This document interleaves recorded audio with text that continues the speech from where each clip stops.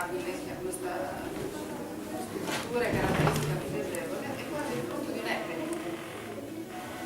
È avvenuto nei locali, negli spazi, negli odori, nelle alchimie, di un luogo che si chiama l'arte estetica, che è il luogo in cui Anna Rosa lavora e crea profumi che sollecitano e sollecitano i frequentatori. Io sono, a me è un compito, direi molto facile, di parlare della natura del libro, non tanto della natura del profumo, di cui vi parlerà appunto Anna Rosa.